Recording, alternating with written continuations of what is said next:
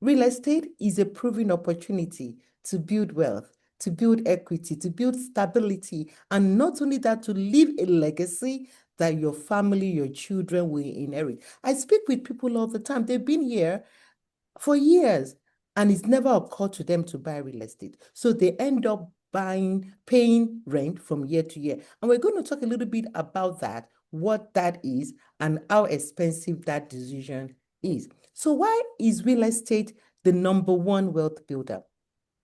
And I know it might not be the fastest because it appreciates over time. You can get 3 to 5% annually in the US, but it is, and of course, some asset class can, give you more, but it's very stable. It gives you cash flow, monthly passive cash flow. Not only that, it is roof over your head.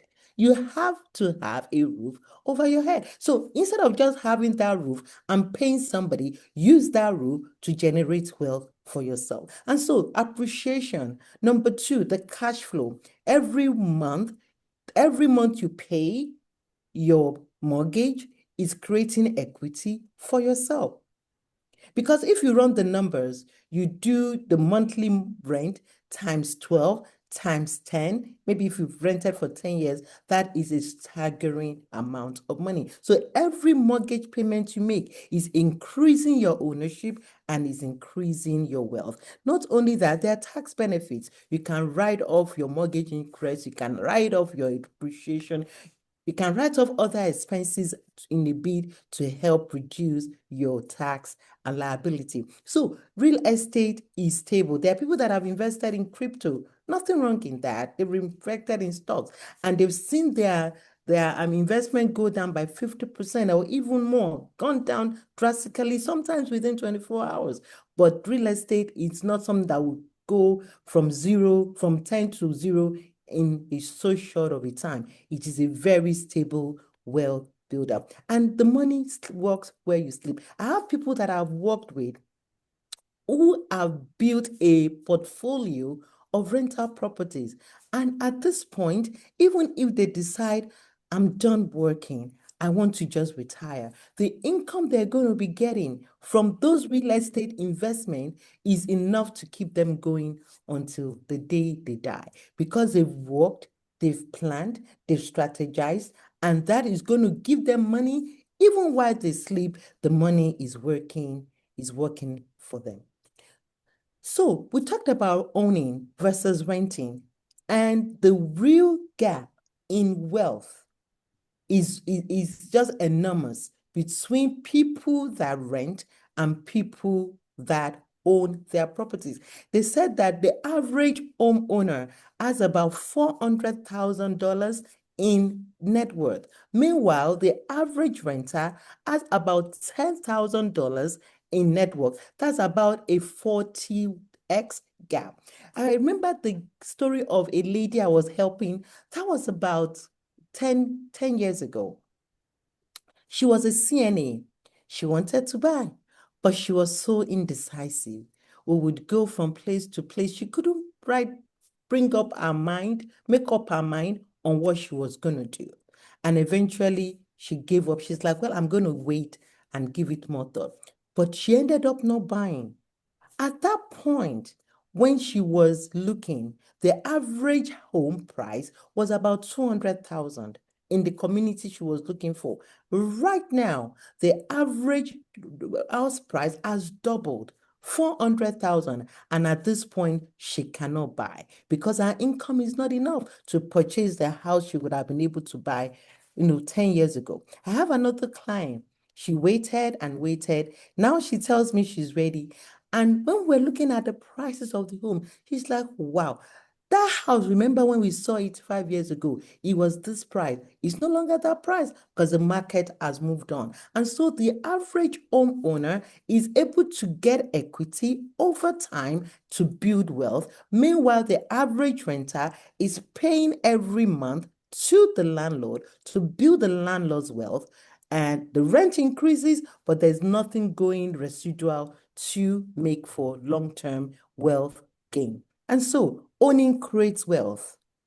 Every payment increases equity. property value appreciates, and it builds a foundation for cross-generational wealth. Let me tell you a little bit about what I mean there. When you have a property, and that was exactly what I did.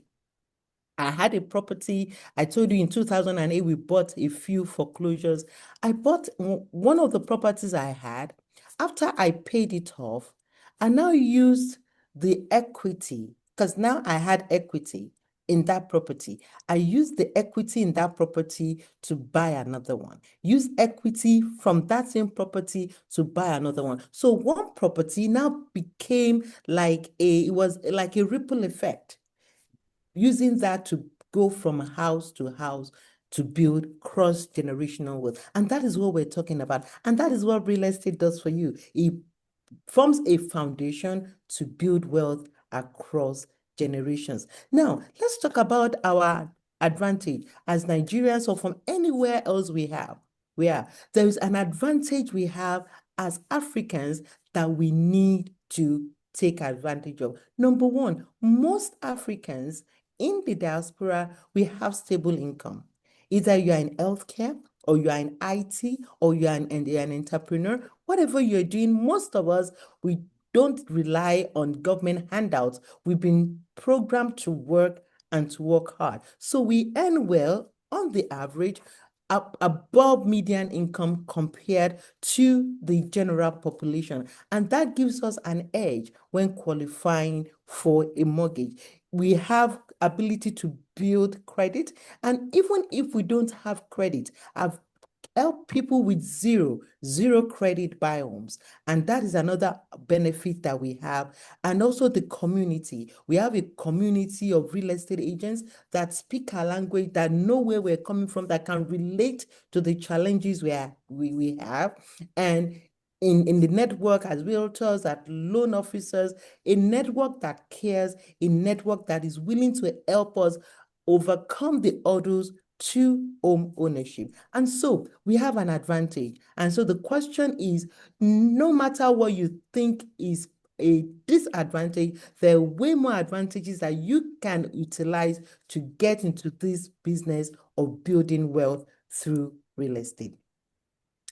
And so let's talk about another thing, something that we do as Africans, diasporans. We remit money back home. And the question I have for you is this: what if the money you send home could also be used to build an asset portfolio here and abroad? So what I mean is all the money, because some of us, we have, oh, somebody wants this, somebody is sick, and I'm not saying don't give people money, but people depend on us a lot. But how about redirecting, even if it's a portion of the money you spend, the remittances you spend? Because when they run the numbers, it runs into billions of dollars that Africans send home for remittances. If you use some of that into a home investment account, it could change everything. And so, question: if you have $200 a month, you put it in a dedicated amount, $500 a month, put it in a dedicated account, and you build your credit and use that to buy your first home. And after you buy your first home, leverage that equity to multiply ownership of real estate. That is what we're talking about. It is a snowball effect. It starts one place and it then goes on and on and on. So my question to you is this: the source and the income that you have, what are you doing with it? I've had stories of people that give to people abroad, and I'm not saying you don't give, but they give to them to the detriment of their own financial plan.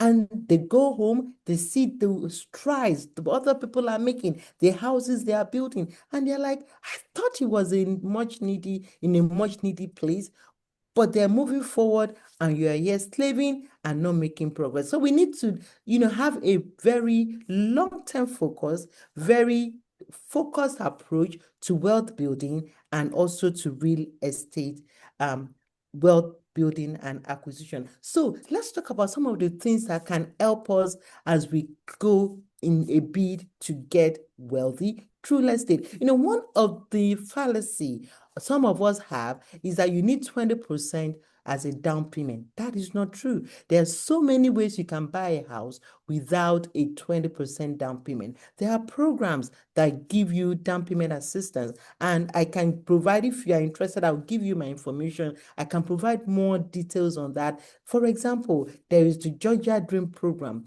There's a program in North Carolina, 15,000 grant given to you to buy your first home. There are other programs available. Lenders will give you assistance as well. Some of those funds are grants that are not even repayable. They're totally forgivable.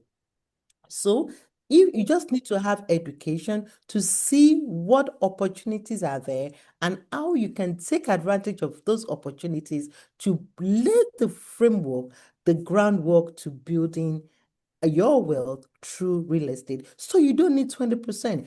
You can do 3%. You can do 5%. There are programs that will help you do 0%. You are a VA, a veteran, you are buying in a USDA area, you don't know down payment. Even some lenders will give you money for no down payment. Government programs, no down payment or grants to fill in the down payment. Some employers will give you money to help you buy a home. So there's so many programs. It's just about being determined, wanting to learn, wanting to, research and pay the price to make it happen. And so there is no excuse for not making that purchase. And you don't need to start big. You don't need to start with 500,000 out. It could be 250. It could be 200. Just start somewhere. And from there, you scale up and you get to where you want to be. A friend of mine was telling me about our boss. The boss started buying property, and at that point, she was just a cleaner. She was cleaning people's houses, and she bought a little house, a little ranch house. And when she paid that house off, or she paid it to, I think, a certain equity, she has sizable equity. She used that equity because her home had appreciated. She used that equity to buy another house. She scaled up. When she had paid enough, a little bit more equity, significant to get into another house, she scaled up. And that was how she went on and on and on. So that by the time she retired, remember I told you she was just a cleaner. That was all she did. By the time she retired, she was living in $1 million house, and she could even use a reverse mortgage to, get all our bills paid, live comfortably without working again. That is what we're talking about. Real estate as an engine, as a vehicle to wealth building. And so we want to talk a little bit about mortgage relief. So there are people, they've bought houses and they're having issues paying their mortgage. The good news is you are not alone. There are different programs that can help you weather the storm without losing your mind, without losing the home, and without losing your sanity. And I'm not going to get into the nitty-gritty at this point, but if there is anybody that needs help, I'm very willing to provide as much help and support as needed. So there's loan modification. With loan modification, you permanently restructure your loan. Your lender will help you lower your interest rate. They can extend the repayments. Instead of 30 years, maybe they give you another 5 years so that your monthly payments is less. They can help you reduce your principal so that your payments are affordable.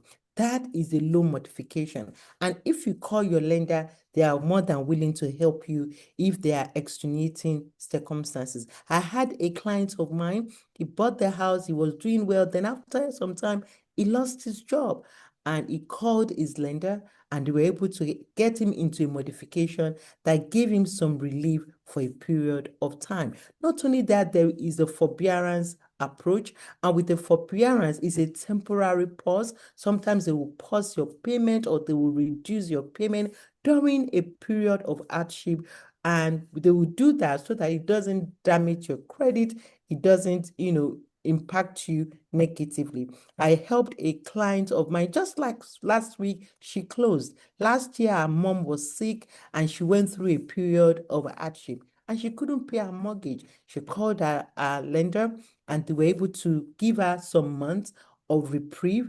And after that, she was able to get back on her feet, and eventually she bought another property. So that is another way for you to get some relief in hardship. Not only that, there is a refinancing route. Maybe you have a mortgage right now that is at 7%. 2, 3 years ago, interest rates were very high, 7%, high 6.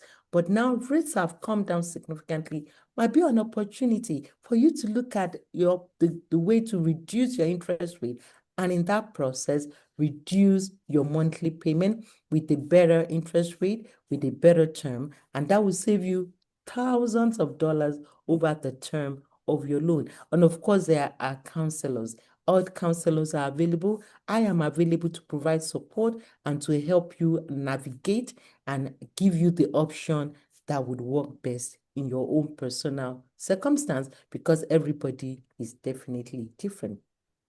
So let's talk about the stage.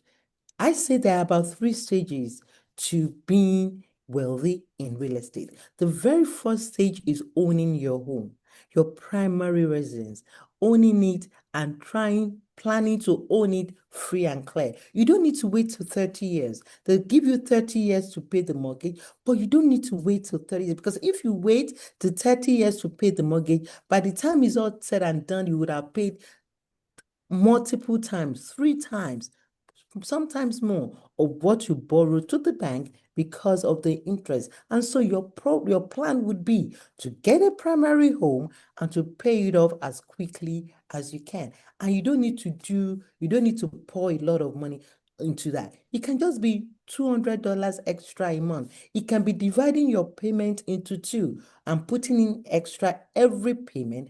And as you do that, it accelerates your repayment, and you're able to build equity faster, and you're able to get the roof over your head paid off. And tell me, when the roof over your head is paid, you're not paying a mortgage. That is amazing. The financial pressure goes down significantly, because the mortgage or the rent is the highest expense of most family budgets. So that is the first stage, owning your primary home. Then the next stage is getting a second property, getting a rental property. Like I said, you can use your home equity to get a second property. And the thing is, the interest rate right now for rental properties is not significantly different from the interest rate for a primary home. So you use the equity in your primary home to buy a second property. 15% down in some cases is all you need to get that done. And if you buy it in a good location, you can do many things with it. You can use it as long-term rental. You can use it as short-term rental. You can use it in different ways to generate passive income that gives you money while you sleep. And then the last stage is a portfolio investment. And at that point, you have multiple units in the US. And if you have you are not risk averse, you have investments in Nigeria too. But mainly, I encourage people to invest where you are. Where you are, you can look at it, you can see it, you can know what's going on with it. I prefer that all day long than sending money to people to build properties for you in Nigeria, and you don't know what is going on. I've spoken to many, many people, because I know some people will ask that question. Do you want people, or do you encourage people to build real estate in their countries of origin? There's nothing wrong about it, but you have to tread carefully, because I've seen people, number one, who have trusted people, they give them the money to build the property, and they go there unannounced, and there is nothing to show for all the money they have been sending. Not only that, I have people that have built many properties in Nigeria, and they tell me that I wish, instead of the 5 houses I have only maybe even 2 or even 1 in the US, because the return I'll be getting is going to be better for me than what I'm getting in Nigeria by the time I convert it to Naira. And also, there's the entitlement mentality. Some people live there, they are not wanting to pay, and it's just a big headache. But what I'm trying to say in summary is this: have a portfolio. It can be a multi-family unit. It can be 3, 4, 5, 6 units of property. And as you do it step by step by step, remember, Rome was not built in a day. Step by step, you generate multi-generational wealth that will help you in retirement, and also something that people, your generation can also build off of. All right, so we talked about multi-generational wealth. That is what real estate is all about. Developing, building wealth across generation for your family and for the people that depend on you. And it's a legacy. It's a legacy that you do, and also something that you do for yourself in retirement. And so they're real people. Real results have helped so many people get into the real estate game, and they have used it to build wealth for themselves, to improve their own life situation, and not only that, to help them scale. I remember there is a family I helped a few years ago. They were living in an apartment, and they had lived in an apartment for many years. They're from Togo. And I encouraged them to buy. And they did take that challenge, and they bought. At that point, when they bought, the property they bought with the basement, everything was about $257,000. Right now, that property is worth about 450. And they call me from time to time and they said, thank you. Thank you for encouraging us to make that investment. Because right now, that is the main source of wealth we have in America. If we did not make that purchase, if we did not have 200,000, 250,000 in wealth in that property, by now we would have had nothing to our names after all these years of living in the US. And not only that, not just as a wealth building machine, also a lifestyle improvement. A couple that I helped, they invited me to the graduation of their daughter. And as the daughter was talking about our journey, she said something that really touched me. She said for a long time, they were living in their apartment. And as they were living in an apartment, she was going with the wrong crowd.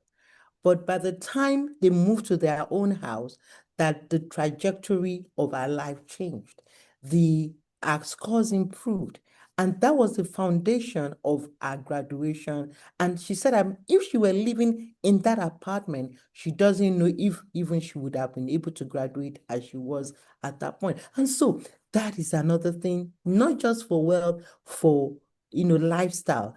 And it's not just for people in the US. I've also helped people across, Nigeria build equity here in the US by helping them buy real estate. And they don't need to put 100% down. 20% is all they need. And they can also get loans to fund the 80% that will make them homeowners and also diversify their wealth in the US, in foreign currency.